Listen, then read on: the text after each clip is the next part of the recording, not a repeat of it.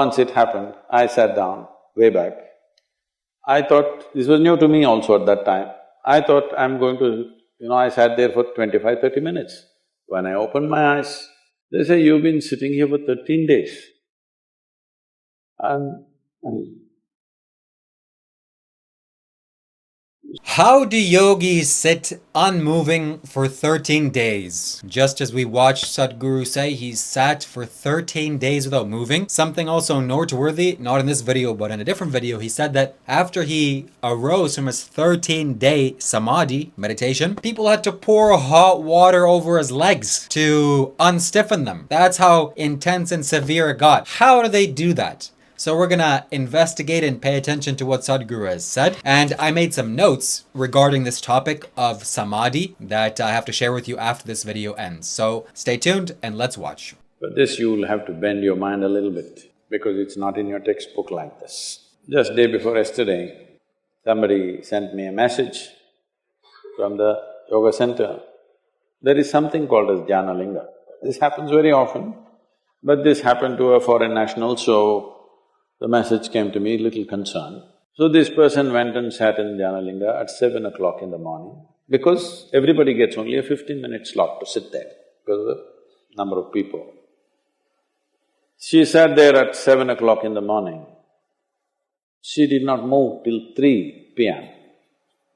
How many hours is that? 8 hours. She just sat there unmoving. She didn't realize that she's sitting that long. She thought she's going to sit for a 15-minute slot. So they sent a message to me, Sadhguru, like this, she's not moved, should we disturb her? I said, leave her alone, it's okay. Like this it happens. Once it happened, I sat down way back. I thought, this was new to me also at that time, I thought I'm going to… I sat there for 25-30 minutes. When I opened my eyes, a huge crowd in front of me in a village, garlands around my neck, they're all trying to pull my legs, in India. India being what it is. And the moment I open my eyes, somebody wants to know about his business, somebody wants to know when his daughters will get married, all kinds of things. Then I say, where did all you idiots come from? They say, you've been sitting here for 13 days. And so, what happens in the system? That's what you're asking. See, right now, I'm speaking, if you check my pulse, it's somewhere around 55, 58 in that region. If I simply sit quietly, it'll drop below 40. If I simply sit down and I'm doing something without interaction, talking, moving, if I simply sit, it'll drop below 40. Now this is at ease. This will not build any unnecessary friction inside. So the amount of energy it consumes is very low. All of you medical students, you know this, 20% of the energy in the body is consumed by your brain, though it is hardly a pound and a half at the most. So, this much body is consuming 20% of the energy. This much body is consuming only 80%. If you compare this and this in weight, it's 50 times more, much more. So, you must understand, if you keep your mind in a certain way, the amount of extra energy that you have is enormous because you're not unnecessarily consuming, wasteful usage of energy is not happening. This is true with every system. Whether it's a car, whether it's a machine, whether it's anything, how friction-free it is running, that much energy will come down, isn't it?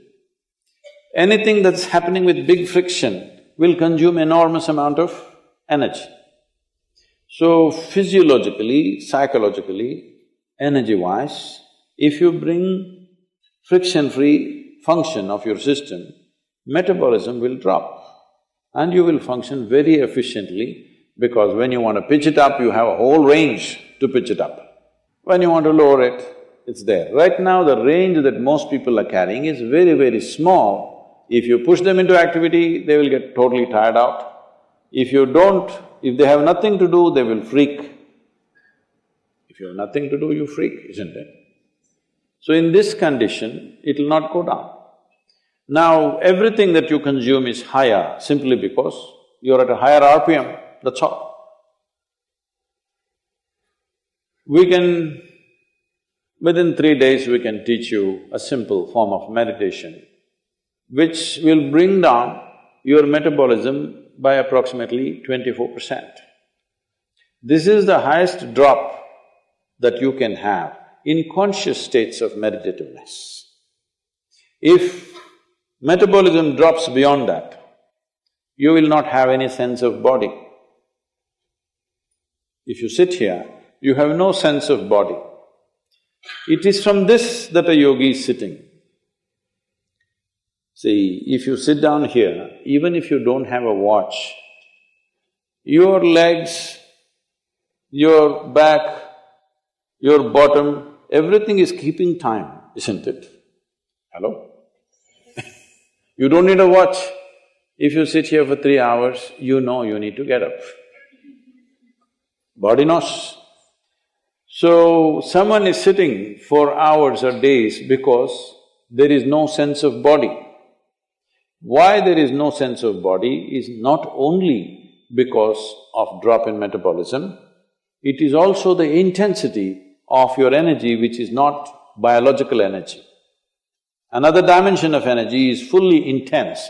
Once it pervades the entire body, you have no sense of body. If I go into a program 10 hours, 12 hours, I am the only one continuously drinking water, but I am the only one who will not go to the restroom, I am the only one who will not take a break. Everybody, every 2 hours they take a break and come back.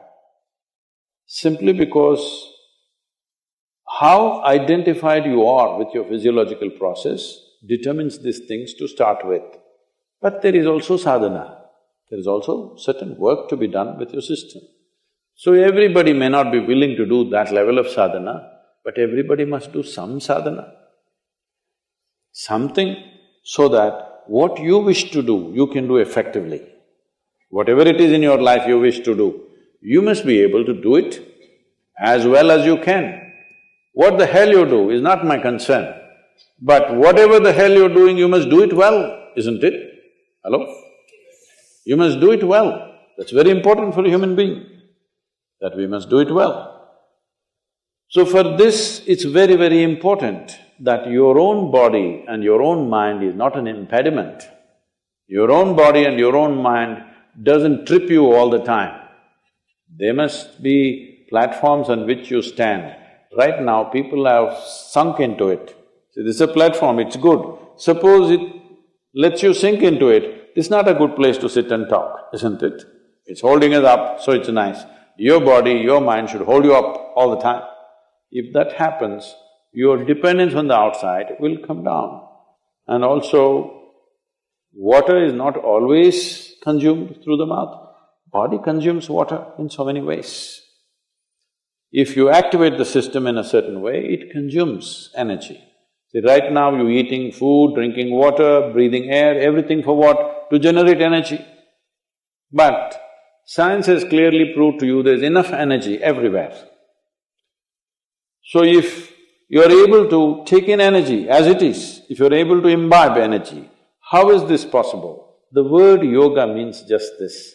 The word yoga means you're beginning to obliterate the boundaries of your individuality.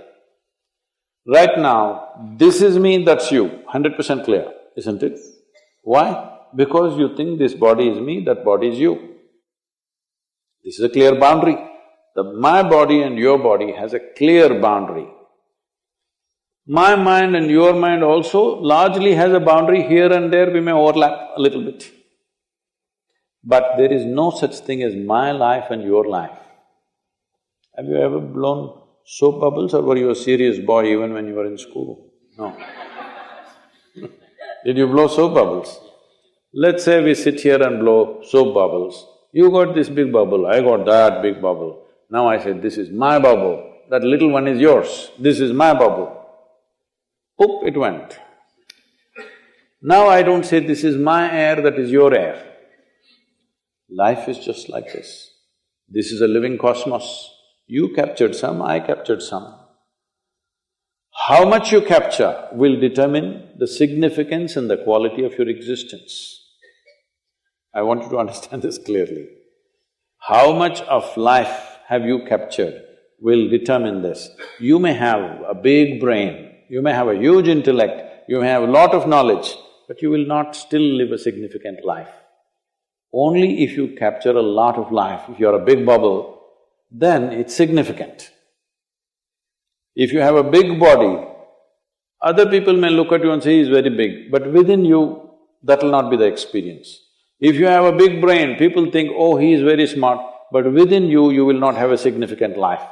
Only if you capture a huge amount of life within you, then if you sit here, simply if you sit here also, it's too fantastic. When it's like that, whether you open your eyes, close your eyes, whether you do something, you don't do something, it doesn't really make a difference to you. Only then you will live in the world as not being a vested interest, because what you do and do not do, what happens to you and does not happen to you, does not determine the quality of your life. That is when we can really trust you, isn't it? Otherwise we don't know why you're doing the surgery. I mean, these question marks have come, isn't it? Can I tell you a joke? A man went for a surgery, he needed a surgery, so he went to the doctor.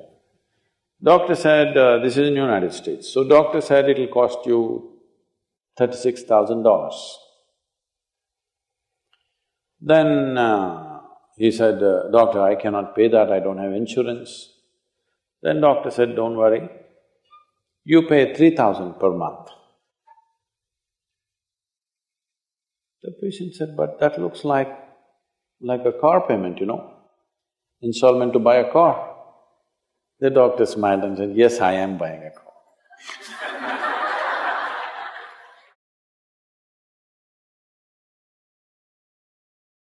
So first things first, my friends, somebody said that they sat in the Dhanalinga for 8 hours. Can I do that? No. What was the longest amount of time that I sat in one place? Maybe 30 minutes or 1 hour that I just totally lost my consciousness, so to speak, and time went by like that. I never attempted to sit past 2 hours or 3 hours or 4 hours, at least in terms of losing my sense of self and going into the deepest part of the universe, or just merging with the universe and forgetting my body. Every single time that I thought about Samadhi and even tried to kind of go into this myself, I would always get stopped and I would have a fear of this. Why do I have a fear of Samadhi? Samadhi, because there's a story of a yogi sitting for 13 years, something along those lines, and to the point where rats started to eat his legs for food. He wasn't even consciously aware of that.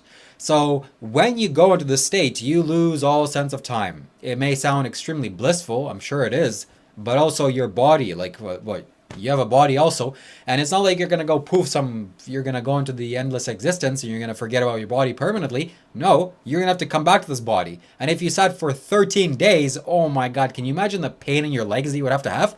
So I guess it's a little bit of a limiting thought in my personal experience, that I'm looking at the outcome or the consequence. How painful is that going to be when I emerge and my legs have been sitting stiff for 13 days? Oh my God, no thanks, okay? Maybe a couple hours I'll sit in meditation and Samadhi. But I have not been able to cross that. I've not been able to go deep enough yet because some things need to be worked out still inside of me. Also, another noteworthy thing that Sadhguru mentioned here is that the actual how of this is done. And the how is when you stop using unnecessary energy in your body, naturally you have more energy to be reserved. And we're burning energy so much just by the way we're sitting. Like if I were to sit like this, for example, you may not notice this, but you are burning energy. This is uncomfortable. This is uncomfortable for your muscles. This is uncomfortable for your spine, uncomfortable for your organs. But hey, it might be comfortable in some other way. But still, this is burning energy. So Sadhguru says, one of the things that he says, at least in terms of how to reduce your sleep, but it also ties into this, is how to sit properly. Just sitting in a way where your body doesn't consume energy when it's sitting. That's so important. And my friends, I'm noticing this also with myself because I want to sleep less.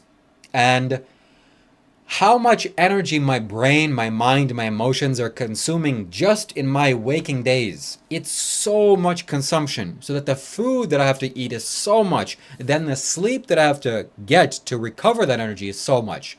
So I'm trying to learn, I'm not trying, I am learning how to not consume as much energy, or consume the least amount of energy, just being nothing. There are internal conflicts within me all the time. Even though I've broken free from my mind and liberated myself in some serious way from my thinking process, my mind doesn't bother me in that sense anymore. Yet still, my emotions are like a turbulent ocean. Underneath the ocean, there are currents. So it may not be expressing like that. I don't really get angry like that, especially at other people. That's just ridiculous. But in terms of inside of myself, there are things still moving around, and okay, I'm some sort of conflict here. This masculine energy is not harmonizing with the feminine energy, and this whole thing is happening. And this is burning calories. This is burning energy needlessly for no reason. So the last 2-3 days, I'm learning how to do this. I'm learning how to pay attention to my own mind, and I'm learning how to sit still, both internally and externally, physically sitting still. And this is the way to get this done, to just not use as much energy as, you normally do. Sadhguru also says that his pulse is somewhere between 40. I don't know what that means. We should Google it right now. So ChatGPT says that a normal resting pulse is between 60 and 70. Sadhguru says when he's resting, he's just sitting, nothing, not doing anything, it's 40. So the breath, the whole system just totally goes to rest. You see, if we measure 1,000 insane people, we think that that's normal. Okay, the normal heart rate between these people, not knowing that they're insane, is 60 to 70. No, they're insane. Just like me, just like you. Mind is racing, thoughts are going all over the place, emotions are a thing. You don't even know how to sit properly, not how to eat, not how to consume things with your body, not just with your mouth whole. And Sadhguru can sit for 40, can sit peacefully with his resting heart rate, or resting heart rate, or 40 beats per minute. Another noteworthy story that relates to this is a story about Ajan Chah. Ajan Chah is a Thai Buddhist master. He inspired Westerners to build forest monasteries in the Buddhist tradition, in the Theravada tradition, all across the world. And there are so many monasteries that are in association with Ajahn Chah, even though he's long gone. He struggled a lot in his life, and that made him a fantastic meditation teacher after he gained his realizations. It was once said by a Buddhist monk that was with him, living with him, that when Ajahn Chah got sick and he was on his deathbed, he was quite old in age at this time, that people thought that he was dead because there was absolutely no heartbeat. Realistically, they could barely perceive a heartbeat, and his breath was basically nothing. They put a hand underneath his nose and they wouldn't feel breathing at all. They thought, okay, this guy is either gone to a coma or he's gone completely. And then after a couple of hours, Ajahn Chah would emerge and they would ask him, like, what happened? And he said, well, when I go into this deep state of meditation, the rudimentary breathing process that happens with my lungs, it's good, but it gets stopped and something greater takes over, meaning my pores open up and my whole body starts to breathe, so that I don't just generally have to breathe from my nose or my mouth or my lungs. So this goes in alignment with what Sadhguru said here, is that you can consume energy through your entire body. And it makes sense, because if you are just going to consume energy through the food that you're eating, food is such a hard thing to digest, and it requires energy to digest food, even though it gives you energy, but it still requires energy to break it down. And it makes sense that yogis that go on many days without eating or sleeping or drinking water, they consume energy from a different place. In fact, also, this is a very wild story of Sadhguru Sri Brahma. When he was alive, just maybe a century ago or so, he told his closest disciples to dig a hole, and he would get inside of the hole and they would bury him. Why? Because he was testing himself. He was seeing if he could consume the creator's food without eating food, without even breathing. I mean, don't try this, obviously, it's a wild stunt. But He did that, and he sat there for some time, for 13 days or something similar. And, well, how did he breathe? He was under the earth. How did he drink water? How did he go to the bathroom? That's totally gone. So when you connect to the source of life, you can just feed off of that. Can I do that? Can I go sit in a hole for 13 days? I've never tried. I don't want to. That's scary. But I know it's possible and realistic. So I'm not interested in these things because I want to sit for 10 days in a row without some conscious awareness. I have things to do. I would rather take those 10 days and put more energy into the things that I'm trying to create. But what I am interested in is having more time, not to sit and do nothing in meditation. That's wonderful. Okay, I'm not discounting that. But I want to sleep less is what I'm trying to say ultimately. I want to sleep less, much less. I want to sleep 3.5 hours to 4.5 hours a day. The Buddha slept 2.5 hours. 2.5 hours. Okay? If you went to some scientific doctor that has a PhD and learning and reading books, he would say, why do you have to eat 8 hours? Why 8 hours? Because the majority of the population, again, as I said, insane. We don't know what we're doing. You eat a bunch of animal flesh and you're out for 10 hours. And you think that's normal. It's not normal to consume corpses, buddy. Open your eyes. Open your third eye. So that's exactly what I want to do. I want to live more and sleep less, be in recovery less. I want to sleep just as many hours as Sadhguru. Realistically, okay, my sleeping schedule has to go down to 6 hours or less. That's what I will be very comfortable with. And I know I can achieve that because there's so much energy that's being consumed in this unnecessarily. And if I just learn how to properly take care of the system and this body, I will surely get there.